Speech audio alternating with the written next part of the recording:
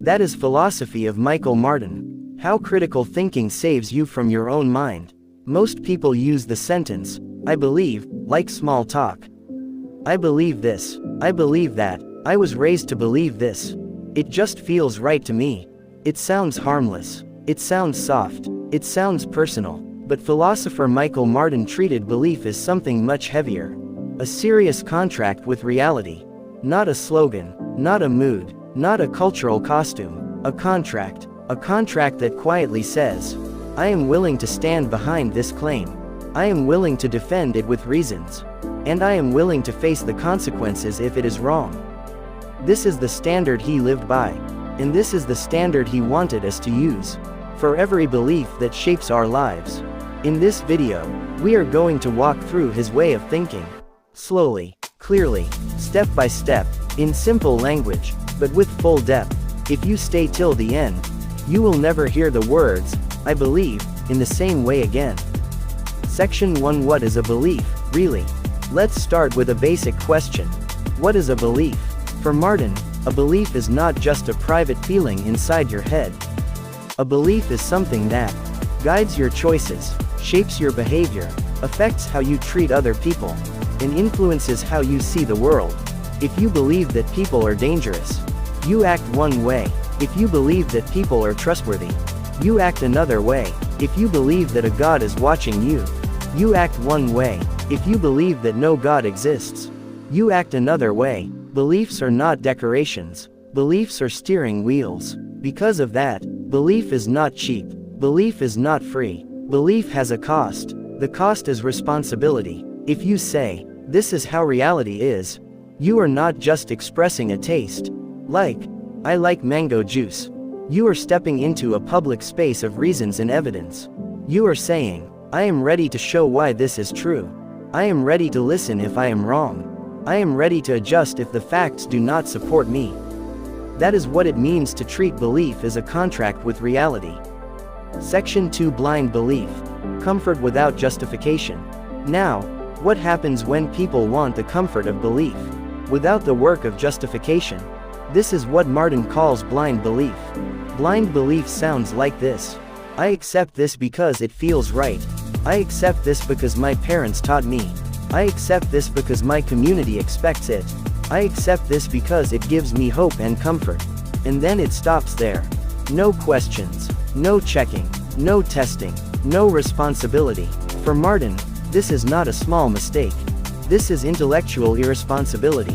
Why? Because if a belief shapes your life, shapes your decisions, shapes your treatment of others, then it must be examined. It cannot be protected by habit. It cannot be protected by tradition. It cannot be protected by emotion. If it has power over your life, it must face questions. Blind belief is belief that refuses this examination. It wants the benefits of belief without paying the cost of justification. Section 3. The burden of proof. Who owes whom? Here we reach Martin's central tool. The burden of proof. The idea is simple, but extremely powerful. If you make a claim about how reality is, you carry the responsibility to support it. If you say, X is true, then you owe reasons for X. You do not get to say, I am right by default. You must prove me wrong. You do not get to reverse the burden of proof. Martin especially applied this to religious and metaphysical claims. If someone says, God exists, or, this sacred text is infallible, or, this belief system explains the universe, then the burden of proof is on the person making the claim. They must give reasons, show evidence, and meet the same standards of rationality that we use in other areas of life. It is not enough to say, you cannot disprove it. You also cannot disprove many imaginary things. That does not make them true. For Martin, you cannot disprove it is not justification. It is escape. In his work on atheism and philosophy of religion, he examined arguments for God's existence, tested them against strong standards of evidence, and argued that they fail to justify belief. His atheism was not just, I don't believe. It was, I do not see adequate justification. The burden of proof has not been met. Section 4. Dogma. When belief hides behind a shield. This brings us to dogma. Dogma, in Martin's analysis, is not just strong belief. It is belief that has been shielded from the burden of proof. Dogma speaks like this: I am right by default. If you doubt me, you must prove me wrong. I do not have to prove anything. On the surface, this sounds powerful. It sounds confident. It sounds unshakable. But underneath, Martin hears a confession: I cannot meet the normal standards of evidence. So instead of strengthening my reasons, I will change the rules. Dogma changes the rules of rational discussion. Instead of, let us both bring evidence, it becomes, I am automatically right, you are automatically wrong if you question me. Martin refused to accept this move.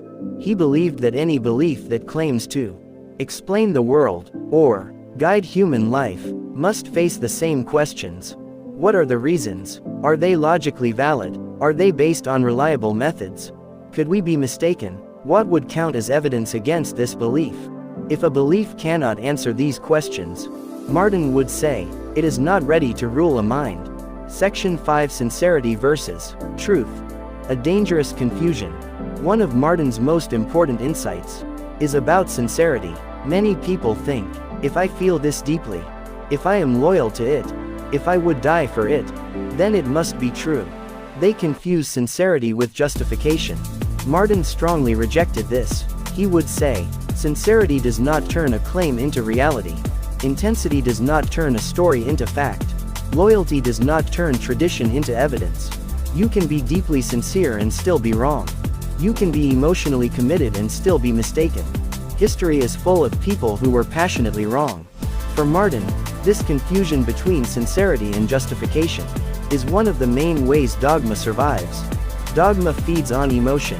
It wraps itself in identity. It ties itself to family, community, culture, history, so that questioning the belief feels like betraying everything around it. If doubting the belief feels like betraying your parents, your people, your past, then the belief becomes almost untouchable. Martin wanted us to see this mechanism clearly. When questioning a belief feels like a moral crime, that belief has become dogma.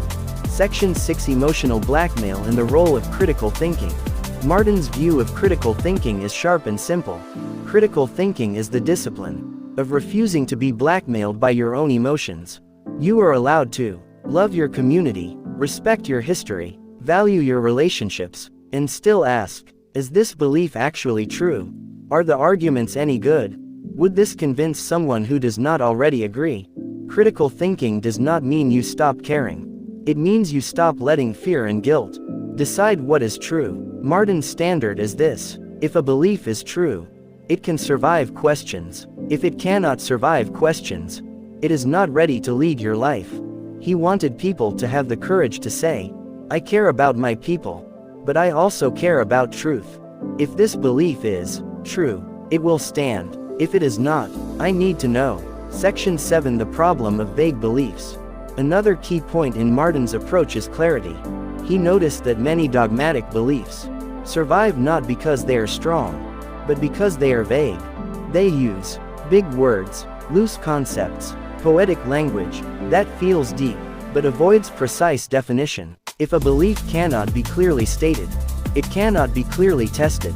If it cannot be clearly tested, it can hide from criticism. Martin pushed for sharp language. What exactly is being claimed? What exactly would count as evidence for it? What exactly would count as evidence against it? If a belief is defined in such a way that nothing can ever count against it, then it is not really a belief about reality. It is a psychological shield. In his philosophical work, Martin insisted on clear definitions, careful arguments, explicit standards of evidence, especially when dealing with religious and metaphysical claims. He believed that if a belief is too vague to test, it is too vague to trust. Section 8: 4 Hard rules about evidence. Martin's attitude toward evidence can be summarized in a few hard rules. Rule 1: do not accept a claim just because it is old. Age is not evidence. Rule 2: do not accept a claim just because it is popular. Numbers are not evidence. Rule 3: do not accept a claim just because it is comforting. Comfort is not evidence. Rule 4: do not accept a claim just because it is authoritative. Authority is not evidence. Evidence is evidence. Reasons are reasons. Everything else is pressure. Tradition can explain why a belief exists. It cannot prove that the belief is true. Emotion can explain why a belief feels powerful. It cannot prove that the belief matches reality. Authority can explain why a belief spreads. It cannot replace argument and evidence. For Martin, intellectual honesty means holding your own beliefs to the same standard you would demand from someone else.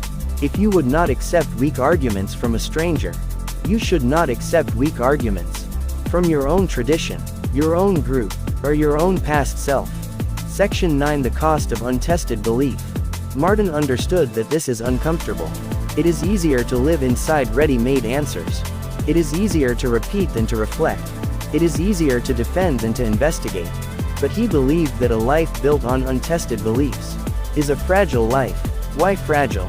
Because the moment reality pushes back, the moment contradictions appear, the moment you meet someone who does not share your assumptions, your certainty begins to crack. If you have never examined your beliefs, you have no tools to handle that crack. You either double down in anger, or collapse in confusion. You attack anyone who questions you, or you fall apart when your belief is challenged. Critical thinking, for Martin, is the training that prevents both. It gives you tools to adjust without breaking, to change without collapsing, to grow without losing your mind. Section 10. The voice of a mature mind. Martin's ideal is a mature mind. A mature mind can say, I might be wrong. Let me see. I do not know yet. Let me check. This argument is weak. I should not lean on it. This is not weakness. This is strength. It is the strength of a mind that prefers truth over comfort, clarity over habit, understanding over obedience. In his atheistic work, Martin did not simply say, I do not believe in God. He argued that belief in God, as usually defended, fails to meet the standards of rational justification that we use in other areas of life. He examined arguments for God's existence, tested them, and found them wanting. His atheism was not, I don't care. It was, I will not believe lightly. Section 11. The stakes. Why this standard matters. In the end, Martin's challenge is simple but brutal. If you demand strong evidence for claims that do not matter much, why would you accept weak evidence for beliefs that shape your entire life? If you insist on proof when buying a small thing, why would you drop your standards when adopting a worldview?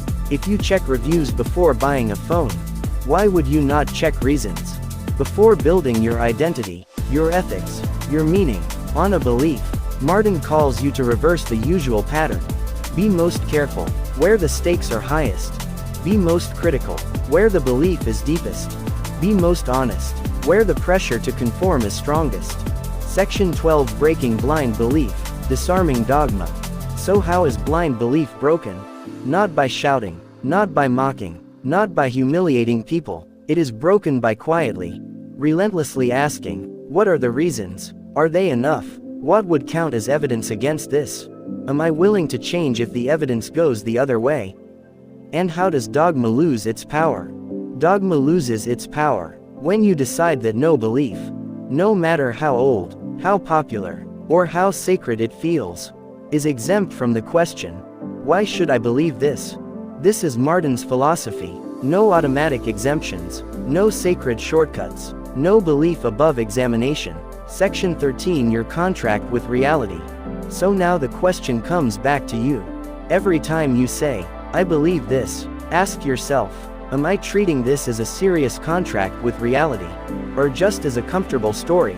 Am I willing to stand behind this belief with reasons? Am I willing to face the consequences if it is wrong? Am I willing to adjust if the evidence changes?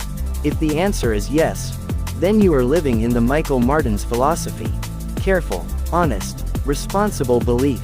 If the answer is no, then maybe, just maybe, it is time to pause, to think, to examine, before you sign your name on another contract with reality. Call to reflection. You only have to do 3 things. 1. Stop treating belief as a casual mood. 2. Start treating belief as a responsible commitment. 3. Never let any belief escape the question, why should I believe this? If you do that, you are already walking the path of a more honest, more stable, more mature mind. And that, for Michael Martin, is where real freedom begins. Not in believing more, but in believing better.